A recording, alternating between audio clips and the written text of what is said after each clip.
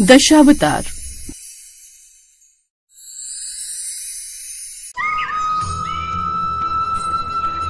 विष्णु पुराण के अनुसार भगवान विष्णु के 10 अवतार हैं, जैसे मत्स्य, कूर्म, वराह, नरसिम्हा, वामन, परशुराम, राम, कृष्ण, बुद्ध और कल्कि। इन सभी अवतारों का उद्देश्य धरती पर धर्म और अच्छाई की स्थापना करना और बुराई का अंत करना है। तो आइए आज विस्तार से जानते हैं उनके 10 अवतारों के बारे में। सबसे पहला अवतार मत्स्य अवतार। प्रलय का समय था। समुद्र की लहरों में सृष्टि डूबने लगी। भगवान विष्णु ने देखा कि वेद ज्ञान के भंडार राक्षस हयग्रीव ने छिपा लिए हैं। तब उन्होंने मत्स्य यानी मछली का रूप धारण किया। मनु नामक एक ऋषि एक बार नदी के किनारे गए। तब उन्हें एक छोटी सी मछली मिली। हे मुनिवर, दया कीजिए, इस बड़े से जलाशय में छोटा होने के कारण बड़े जीवों से मुझे भय लगता है। मुझे शरण दीजिए प्रभु। उस ऋषि ने मछली को अपने कमंडल में रख लिया और अपनी कुटिया की ओर ले गए। एक दिन उन्होंने देखा कि मछली बड़ी हो चुकी है। हे ऋषिवर, आपका कमंडल अब मुझे छोटा पड़ रहा है। आप मुझे सागर में ले जाइए। मनु ऋषि उसे एक सागर में ले गए। जब वो मछली सागर में गई तो अत्यंत ही विशाल रूप उसने धारण कर लिया। मनु, थोड़े समय पश्चात यहाँ एक बड़ा सा जल प्रवाह आएगा और समस्त पृथ्वी उसमें डूब जाएगी। मैं चाहती हूँ कि तुम अपनी पत्नी, इस धरती के सारे पशु पक्षी के जोड़े को पेड़ पौधे के बीच को लेकर एक बड़ी सी नाव में बैठ जाना। मैं तुम्हें सुरक्षित स्थान पर ले जाऊंगी, क्योंकि अब एक नई सृष्टि उत्पन्न होगी। मनु ने अब ऐसा ही किया और अब वो मछली उन्हें सुरक्षित स्थान पर ले गई, जिसके बाद उन्होंने राक्षस हयग्रीव का वध किया और उससे चारों वेद छुड़वा लिए। दूसरा अवतार कच्छप अवतार। ये श्री हरि का दूसरा अवतार था। एक बार ऋषि दुर्वासा ने देवराज इंद्र को एक माला भेंट की। इंद्र ने वो माला रावत को पहना दी। रावत ने वह माला अपने पैरों तले कुचल दी। इस बात का पता चलने पर ऋषि दुर्वासा ने सारे देवताओं को श्राप दिया कि वो शक्तिहीन हो जाएंगे। उसी समय दानवों ने देवताओं पर हमला कर दिया। शक्ति न होने के कारण देवता दानवों का सामना न कर पाए। व्यथित होकर इंद्र विष्णु जी के पास चले गए और उन्हें सारी व्यथा बताई। असुरों का सामना करने के लिए आपको अमृत की आवश्यकता होगी और अमृत केवल समुद्र मंथन से ही प्राप्त। प्रभु, इतने विशाल समुद्र का मंथन कैसे संभव है? व्यथित ना हो देवराज, आप मंदार पर्वत को मथनिए और वासुकी को रस्सी बनाकर समुद्र का मंथन कीजिए। मंथन करने के लिए आपको असुरों की सहायता लेनी ही पड़ेगी। इसके लिए आप असुर राज बाली के पास जाकर यह प्रस्ताव रखिए और अमृत का देव और दानव के बीच समान बंटवारा कीजिए। फिर देवता और असुर दोनों अमृत पाने के लिए क्षीर सागर मंथन कर रहे थे।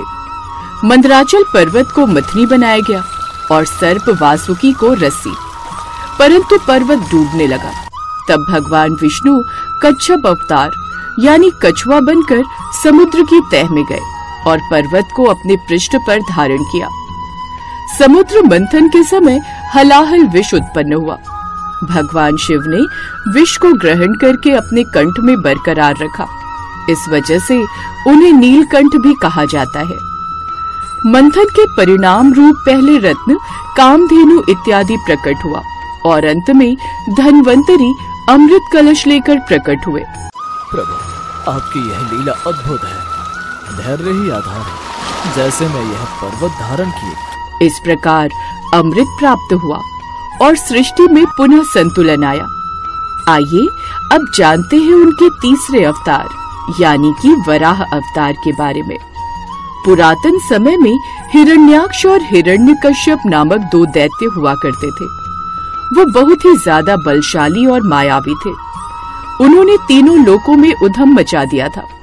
हिरण्याक्ष ने बल से स्वर्ग पर कब्जा तो कर लिया था, फिर उस धूर्त ने पृथ्वी का भी अपहरण कर लिया था और पाताल लोक में ले गया। पृथ्वी ने व्यथित होकर विष्णु जी का आह्वान किया।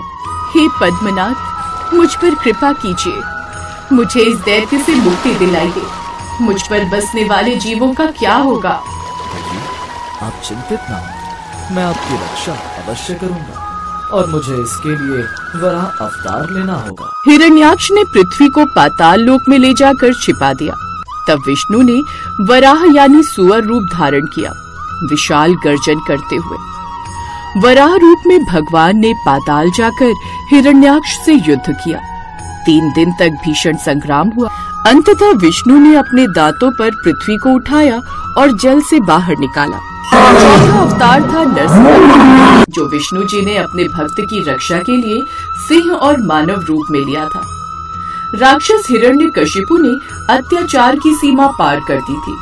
वो बोला, मैं अमर हूँ, न दिन में न रात में न मनुष्य न पशु मुझे मार सकते हैं। उसका पुत्र प्रहलाद भगवान विष्णु का बड़ा भक्त था और ये बात हिरण्यकशिपु को पसंद नहीं थी, जिस कारण उसने कई बार अपने ही पुत्र को मारने की कोशिश भी की।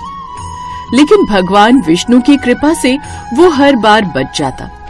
फिर एक रोज, आज तू मेरे हाथों ही मरेगा, बता कहाँ है तेरा विष्णु? हर जगह पिताश्री, इस खंबे में भी। क्रोधित होकर हिरण्यकशिपु ने उस खंभे पर प्रहार किया, जिससे खंभा फटा और उसमें से प्रकट हुए नरसिंह, जो कि आधा मनुष्य और आधा सिंह थे। उस वक्त संध्या का समय था। दहलीज पर सिंह रूपी विष्णु ने हिरण्यकशिपु को गोद में उठाया और अपने नाखूनों से उसका अंत किया। भगवान विष्णु का 5वां अवतार था वामन अवतार। बहुत समय पहले की बात है। असुर राज बाली अत्यंत प्रभावशाली और शक्तिशाली राजा थे। उन्होंने अपने तपोबल से तीनों लोकों का राज प्राप्त किया था। वह असुर जरूर थे, पर दयालु और दानी थे। वह बहुत बड़े विष्णु भक्त भी थे। इसलिए राजा बलि के पास से स्वर्ग पुनः प्राप्त करने के लिए इंद्र विष्णु जी के पास जाते हैं। प्रभु दया कीजिए, राजा बाली ने मेरा इंद्रासन भी छीन लिया। आप कुछ कीजिए, अन्यथा देवताओं का क्या होगा, और उनको कुछ हो गया तो पृथ्वी का क्या होगा? देवराज, राजा बाली ने इंद्रासन नहीं छीना है, अतु अपने तपोबल से प्राप्त किया है। आपकी तरह नहीं, आपने तो छल करके उनकी जान तक ले ली थी। किंतु उचित है, अगर बात पृथ्वी वासियों पर आए तो अब मुझे ही कुछ करना होगा। अब समय आ गया है वामन अवतार लेने का। फिर विष्णु जी ने ऋषि कश्यप और अदिति के घर पर एक बौने ब्राह्मण के रूप में जन्म लिया। एक दिन वो भिक्षा हेतु राजा बाली के पास गए। बाली के महल में आपका स्वागत है, कहिए मैं आपकी कैसे सेवा कर सकता हूँ? मैंने सुना है कि आप बहुत बड़े दानवीर हैं, मुझे भी आपसे कुछ मांगना है। क्या चाहिए आपको? वचन दीजिए, आप मना नहीं करेंगे। मैं वचन देता हूँ, मुझे 3 पग भूमि का दान चाहिए। सिर्फ 3 पग भूमि? उचित है। जैसे ही राजा बाली दान देने का संकल्प करते हैं, वैसे ही वामदेव ब्राह्मण स्वरूप में विशाल रूप धारण कर लेते हैं और अपने दोनों पैरों से ही पूरी पृथ्वी को नाप लेते हैं। यह तो 2 पैर ही जितनी भूमि हुई, अब तीसरे भाग का मैं क्या करूं? आप तीसरा पैर मेरे सिर पर रखिए।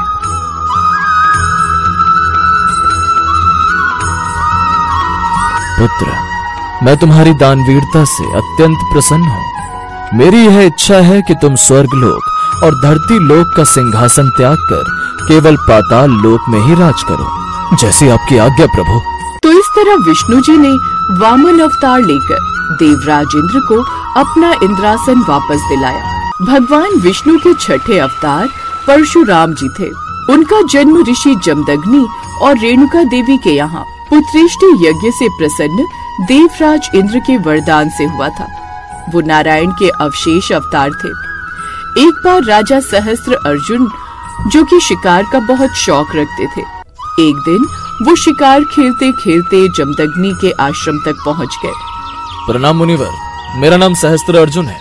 मैं शिकार करते करते भटक गया हूँ और यहाँ तक पहुँच गया हूँ। क्या मैं आपके आश्रम में थोड़े समय विराम कर सकता हूँ? आपका स्वागत है राजन। ऋषि जमदग्नि ने राजा का स्नेहपूर्ण आदर सत्कार किया।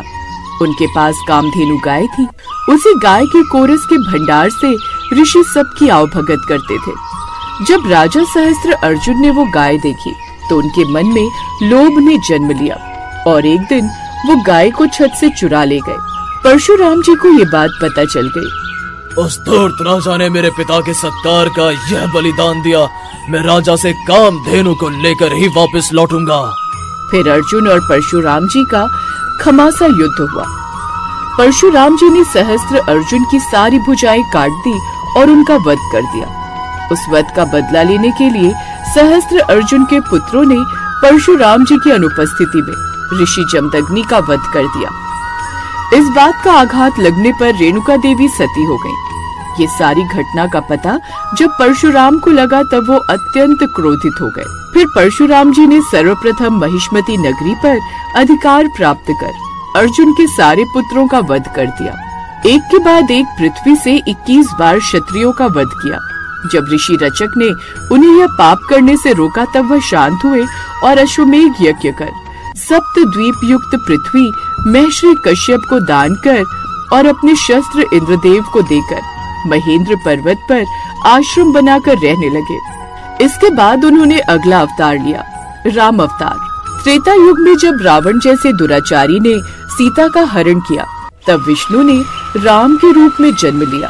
अयोध्या में राम, लक्ष्मण, भरत और शत्रुघ्न चारों भाई जन्मे। राम का जीवन आदर्श, मर्यादा और त्याग की मिसाल बना। वनवास, सीता हरण और रावण से युद्ध के बाद राम ने अधर्म का अंत किया। लंका पर विजय पाकर लौटे तो समस्त अयोध्या गूंज उठी, जय जय श्री राम की। भगवान विष्णु का 8वां अवतार था श्री कृष्ण का। उनका जन्म द्वापर युग में हुआ था। तो आइए जानते हैं श्री कृष्ण के बारे में। मथुरा नरेश कंस बहुत ही बलशाली और एक क्रूर राजा था। वो निर्दोष मनुष्यों पर जुल्म ढाता था। सारे मथुरावासी अपने राजा से अत्यंत ही दुखी थे। उसने अपनी बहन देवकी का विवाह अपने मित्र वासुदेव के साथ किया था। विवाह के बाद एक आकाशवाणी हुई, क्रूर कंस, तेरा वध देवकी का 8वां पुत्र करेगा। इस आकाशवाणी को सुनकर कंस अत्यंत ही क्रोधित हो उठा। वह तलवार लिए वासुदेव की ओर बढ़ा, लेकिन देवकी ने उससे कहा, भैया इनको बख्श दीजिए, मैं वचन देती हूँ मैं अपनी प्रत्येक संतान को आपके हवाले कर दूंगी। कंस देवकी की ये बात मान गया और देवकी और वासुदेव को मथुरा के कारागार में डाल दिया। कुछ वर्ष पश्चात देवकी ने पुत्र को जन्म दिया। देवकी ने वचन अनुसार दिल पर पत्थर रखकर अपनी संतान को कंस के हवाले किया और कंस ने वहीं उस मासूम का वध कर दिया। इसी तरह उसने देवकी के 7 पुत्रों का वध कर दिया। 8वें पुत्र के जन्म के पहले उस दुष्ट कंस ने पहरा दुगना कर दिया। श्री कृष्ण का जन्म रोहिणी नक्षत्र में कृष्ण अष्टमी तिथि की आधी रात 12 बजे हुआ था। इसीलिए हम इस दिन जन्माष्टमी मनाते हैं। 8वें पुत्र का जन्म होते ही वासुदेव ने एक मायावी शक्ति के कहने पर उस नन्हे से बालक यानी कृष्ण जी को यशोदा के घर छोड़ दिया और तब से माँ यशोदा ने ही उनका पालन पोषण किया। जब वे बड़े हुए तो उन्हें सारी बात पता चली। वो उस समय द्वापर युग था जिसमें भगवान विष्णु ने कृष्ण रूप धारण किया। मथुरा में कंस का अत्याचार चरम पर था। फिर मथुरा से द्वारका तक और फिर महाभारत के मैदान में कृष्ण ने अर्जुन को गीता का ज्ञान दिया। कृष्ण का जीवन प्रेम, राधा के प्रति, नीति, राजनीति में कुशलता और धर्म, गीता के उपदेश का संगम था। विष्णु जी का 9वां अवतार है बुद्ध अवतार। कहते हैं कलयुग के पूर्व काल में विष्णु ने गौतम बुद्ध के रूप में अवतार लिया। जब लोगों में हिंसा और पशुबलि बढ़ गई थी तब उन्होंने करुणा का मार्ग दिखाया। बुद्ध बोले, अहिंसा ही धर्म है, करुणा ही ईश्वर है। उन्होंने मानवता को मध्यम मार्ग सिखाया, न अति त्याग, न अति भोग, बस संयम और शांति। उनकी वाणी ने पूरे विश्व को मोहित किया।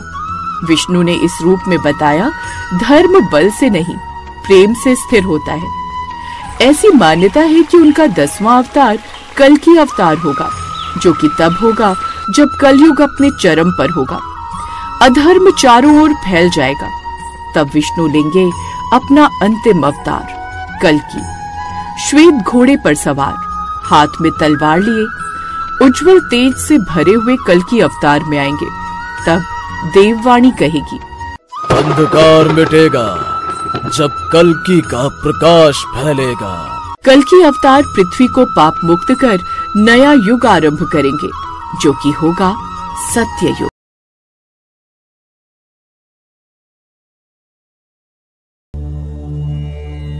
भगवान के सभी अवतार सृष्टि के संतुलन हेतु ही हुए हैं।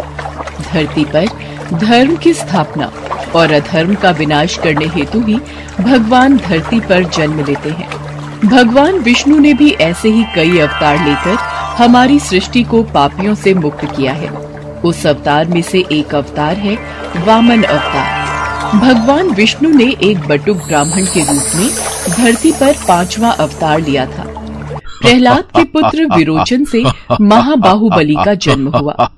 दैत्यों का राजा बलि बड़ा पराक्रमी राजा था। उसने तीनों लोकों पर अपना आधिपत्य स्थापित कर लिया। उसकी शक्ति से घबराकर सभी देवता भगवान विष्णु के पास पहुँचे। भगवान विष्णु ने अदिति और कश्यप के यहाँ जन्म लिया। एक समय वामन रूप में विराजमान भगवान विष्णु राजा बलि के यहाँ पहुँचे। उस समय राजा बलि यज्ञ कर रहा था। वामन रूप में भगवान विष्णु राजा बलि से भिक्षा मांगते, पर शुक्राचार्य बलि को यज्ञ से उठने की अनुमति नहीं देते। भिक्षाम देहि, भिक्षाम देहि। कहाँ जा रहे हो राजन? अभी यज्ञ की पूर्ण आहुति देनी बाकी है, अभी आप उठकर नहीं जा सकते। भिक्षाम देहि, भिक्षाम देहि। बैठ जाओ राजन, तुम यज्ञ छोड़कर कहीं नहीं जाओगे। क्षमा करें गुरुदेव, किंतु बलि के द्वार पर यदि कोई भिक्षुक आए और उसे भिक्षा के लिए भी 2 बार गुहार करनी पड़े तो बलि की दानी वृत्ति को 100 बार धिक्कार है। अब मैं नहीं रुक सकता। रुक जाओ वत्स, रुक जाओ। गुरु शुक्राचार्य के रोकने पर राजा बलि नहीं रुकते। वो ब्राह्मण देव से पूछते हैं, प्रणाम ब्राह्मण देव, कहिए आपको क्या चाहिए? राजन, मैं तो एक साधारण ब्राह्मण हूँ। मैं भला आपसे भिक्षा के अतिरिक्त और क्या मांग सकता हूँ? क्या भिक्षा चाहिए आपको? स्वर्ण, हीरे, मोती, जवाहरात, हाथी, घोड़े? मुझे इनमें से कुछ भी नहीं चाहिए राजन। तो फिर आप अपनी इच्छा अनुसार कुछ भी कहिए ब्राह्मण देवता, जो भी आपकी आवश्यकता है। यदि मेरे बस में होगा तो मैं उसे पूरा करने में तनिक भी संकोच नहीं करूँगा। राजन, मुझे तो केवल 3 पग भूमि चाहिए। 3 पग भूमि ब्राह्मण देव, आप क्या करेंगे 3 पग भूमि का?